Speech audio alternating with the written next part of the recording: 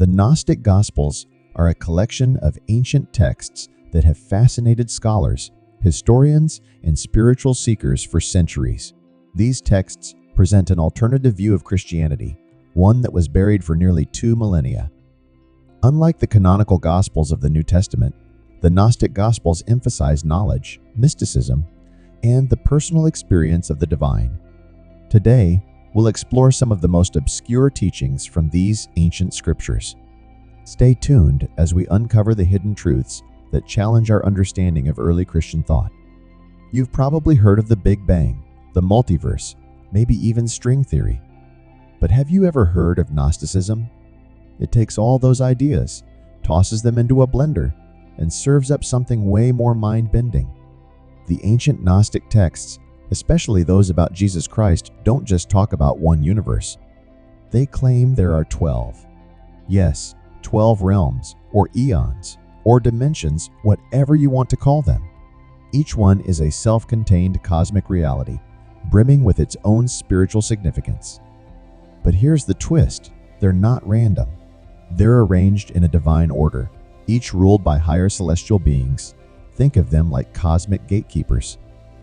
Imagine this. What if the universe we live in is just one chapter in a 12-volume saga? Not the center of everything, not the crown jewel, but just one layer in a much bigger story. According to the Gnostics, these eons are like the gears of a massive divine machine. Each one represents an aspect of divine wisdom, light, power, and much more. And they don't just exist beyond our physical realm. They stretch the very limits of our understanding. Here's where it gets even weirder. Our physical universe. It's supposedly the lowest of them all, the shadow cast by the brilliance of those higher realms. And that's just the beginning. Not all universes are created equal. One of the key figures in Gnostic thought is Sophia, whose name literally means wisdom. But Sophia plays a central role in what can only be called a divine mishap. In the Gnostic story, Sophia creates something outside the divine will, a being known as the demiurge. And this demiurge? It's the one responsible for creating our material universe. Yep, you heard that right. According to Gnosticism, the creator of our world isn't the ultimate God, but an imperfect, flawed entity. That's why our reality is so full of suffering, chaos, and confusion. It was created by something far from perfect.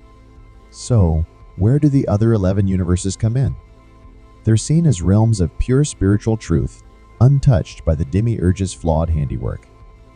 The Gnostics believed these higher eons are where the soul truly belongs, not trapped in this chaotic material world. This isn't just some mystical fairy tale. It's a radical rethinking of existence itself, a bold rejection of the idea that our universe is the center of everything. It flips the script entirely. Now, here's the part that really messes with conventional thinking.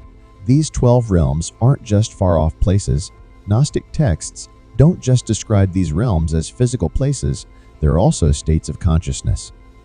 The journey to understanding them isn't about hopping on a spaceship or finding a portal. It's about awakening, breaking free from ignorance, and tapping into deeper layers of spiritual awareness. The higher realms aren't somewhere out there. They're accessed within.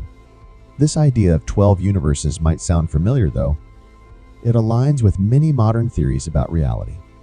Scientists talk about dimensions beyond our perception, and philosophers constantly debate the nature of consciousness and the limits of what we can truly know. Could it be that the Gnostics, thousands of years ago, were onto something? Something we're only just starting to scratch the surface of today? In the Sophia text of Jesus Christ, the message is crystal clear. It pulls no punches. It says the world we know isn't the product of truth. Instead, it came from a deficiency. And that deficiency? It's the demiurge, a being created by Sophia, a divine figure who resides in the higher eons. Sophia, in a moment of isolation and a longing to create on her own, produces the demiurge, an entity born outside the harmony of the divine plan. The result? A reality that's far from perfect. The result? a being completely ignorant of its origins, full of pride, convinced it is the one true God. This demiurge, in its arrogance, creates the physical universe and declares, "I am God, and there is no other beside me."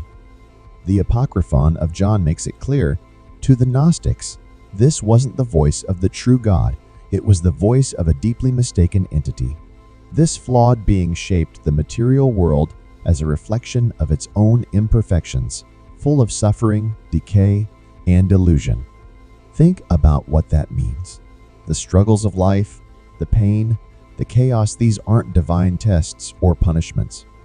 They're the fallout of a flawed creation. The demiurge and its creations are nothing more than a counterfeit, a shadow of the true spiritual reality. For the Gnostics, the material world is a prison for the soul, built to keep us trapped in ignorance of the higher divine realms. But the demiurge didn't stop with creating the physical universe. Gnostic texts describe how this being, along with its minions, known as the archons, actively works to maintain the illusion. The archons act as enforcers, keeping souls tethered to the material world and blind to their true spiritual origins. The Gospel of Truth even goes further, describing them as empty beings who greedily snatch up the light they lack, feeding off the divine spark trapped within human souls. This isn't just to imagine a cosmic villain, a being who shapes everything we know about existence. This isn't just a radical idea, it's a complete rethinking of reality itself. For the Gnostics, the demiurge wasn't just some distant figure, it was the force behind the systems of control, fear, and division in the world. These weren't random accidents or human flaws. They were the fingerprints of a creator driven by ignorance and pride. By naming the demiurge as a false god, the Gnostics weren't just challenging religious orthodoxy. They were offering a pathway to true liberation. The real God, the source of all light and wisdom, lies beyond the reach of the demiurge, within the higher realms of the eons. For the Gnostics, salvation doesn't come from blind obedience to the demiurge or following external rituals. It comes from awakening from gnosis, the deep knowledge of who we truly are, where we came from, and where we're meant to return. At the heart of Gnostic teaching is a profound truth. Salvation isn't found in faith, rituals, or submission to authority. It comes through gnosis knowledge, but not just intellectual knowledge. It's a deep inner realization of truth. And that truth? It's the revelation that we are divine sparks trapped in a false material world. Sure, here's a more engaging rewrite of your script. Created by the demiurge, the material world is full of illusions. One of the most striking passages comes from the Gospel of Thomas, where Jesus says, "If you bring forth what is within you, what you bring forth will save you. If you do not bring forth what is within you, what you do not bring forth will destroy you." This isn't about following a dogma or a set of rules. It's about uncovering and unleashing the divine light that resides within you.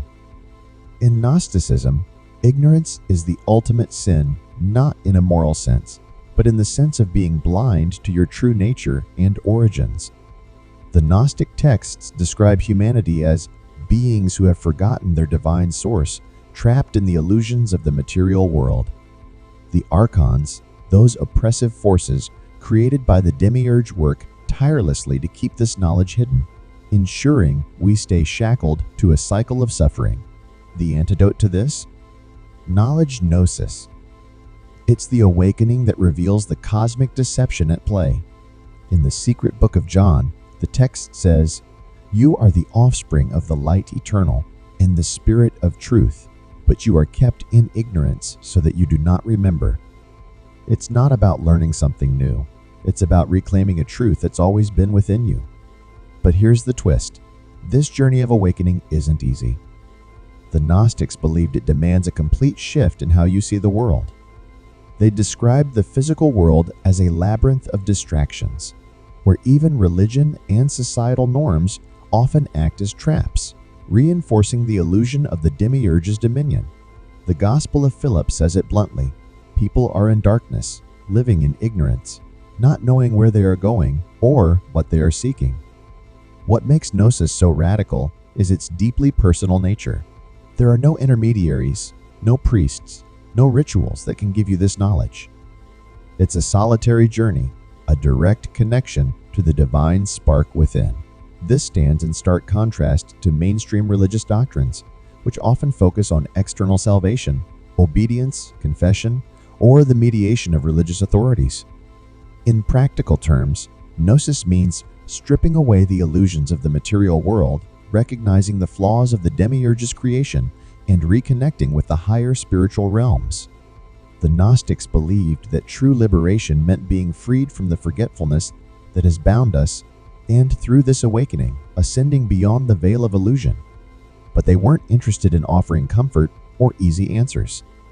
Their teachings demanded deep introspection, courage, and the willingness to face the most unsettling truths about existence. Gnosis wasn't just a path to salvation, it was an act of rebellion against the forces of ignorance and control. It's this defiant spirit that makes their teachings just as electrifying today as they were thousands of years ago. Take Judas Iscariot. For over 2 millennia, he's been painted as the villain, the traitor, the ultimate betrayer. But the Gnostic Gospel of Judas flips this narrative on its head. It doesn't portray Judas as the betrayer of Jesus, but as his closest confidant, entrusted with a mission that no other disciple could comprehend. The Gospel of Judas begins with an explosive premise. Jesus shared secret teachings with Judas, revealing mysteries that he kept hidden from the others. In this text, Jesus tells Judas, "You will exceed all of them, for you will sacrifice the man that clothes me." This isn't just about betrayal for 30 pieces of silver. This isn't just about betrayal, it's about a cosmic plan. In his divine wisdom, Jesus saw his physical body as part of the material world, a creation of the demiurge. By handing Jesus over, Judas wasn't condemning him. He was helping Jesus shed his earthly form and return to the divine realm. This isn't the Judas of legend, the backstabber and traitor. No, this is Judas as the ultimate insider, chosen to play a role that required deep understanding, courage, and trust. The Gospel of Judas even calls him the 13th Spirit, someone who transcends the limitations of the 12 earthly disciples. Judas isn't portrayed as greedy or malicious. He's the one who truly understands the divine plan. He's in on it, an active partner in the spiritual revolution that Jesus came to ignite. Of course, this radically challenges the traditional narrative found in the canonical Gospels, where Judas's actions lead to nothing but betrayal, condemnation, and despair. But in the Gospel of Judas, his role is pivotal, not as a villain, but as an enlightened figure carrying out a sacred duty. And it wasn't just about the betrayal. The text also reveals Judas as someone who questions the false teachings, breaking free from the illusion to understand the deeper truths of the universe. The Gospel of Judas reveals a moment where Jesus says to Judas, "You will grieve greatly when you see the kingdom and all its generation." This isn't just a passing statement. It's a direct acknowledgement of Judas's unique understanding and the profound weight of the role he was given. What's fascinating is how this narrative completely reframes the Passion story. If Judas was chosen to hand over Jesus, his act wasn't treachery, it was sacrifice. It was a deliberate step in a cosmic drama, a moment that shattered the cycle of material ignorance and pointed towards spiritual liberation. The Gnostic perspective doesn't just redeem Judas, it challenges the entire framework of good versus evil we've been taught. If Judas's so-called betrayal was part of a divine plan, what does that say about judgment, morality, or even free will? The Gospel of Judas doesn't avoid these questions.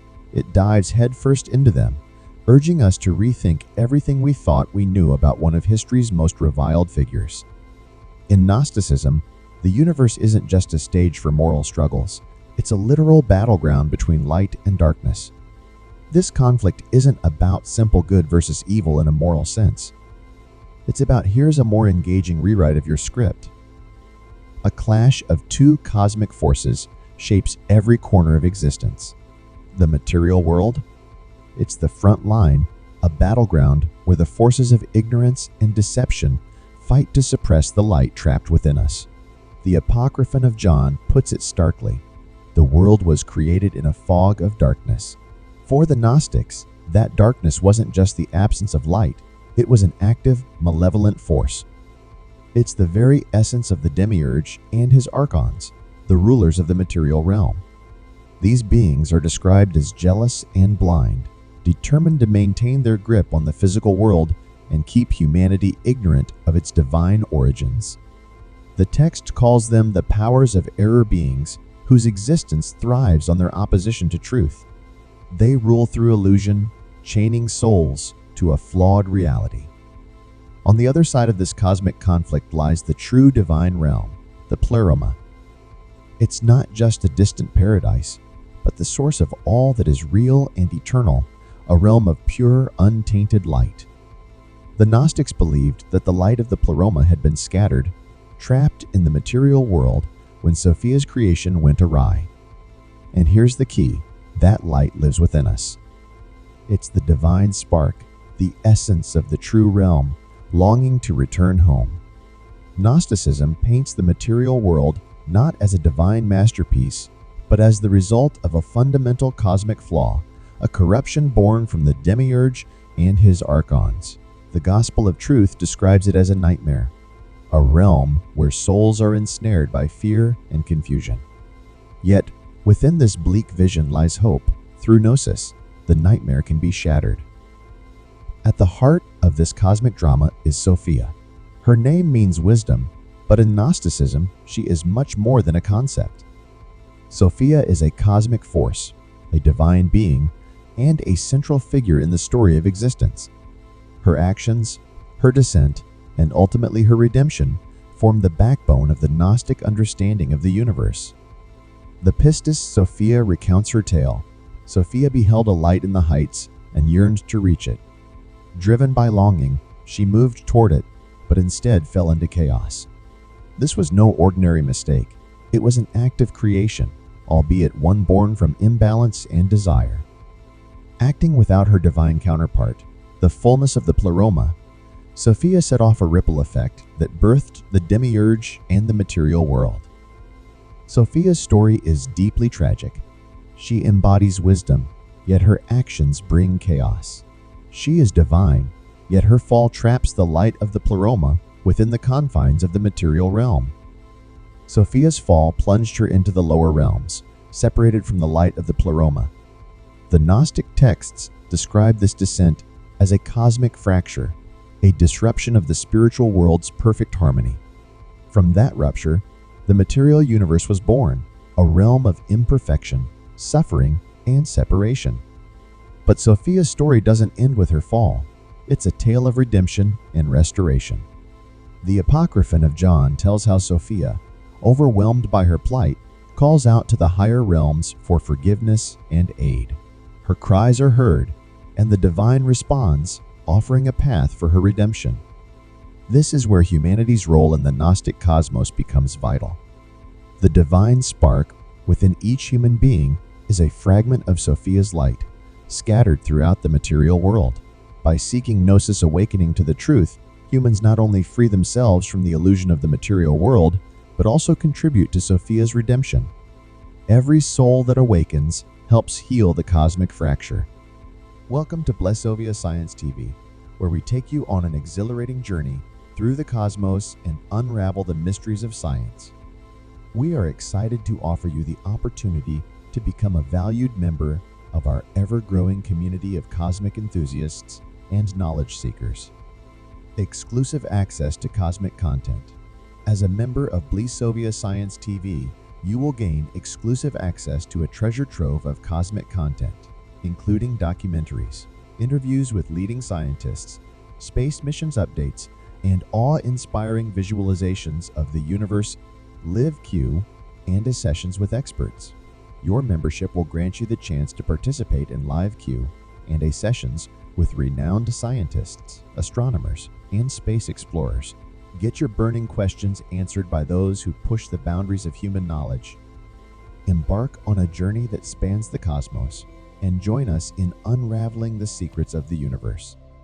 Become a Blessovia Science TV member today, and together we will reach for the stars. Thanks for watching. Subscribe, like, and share. Don't forget to leave your comment.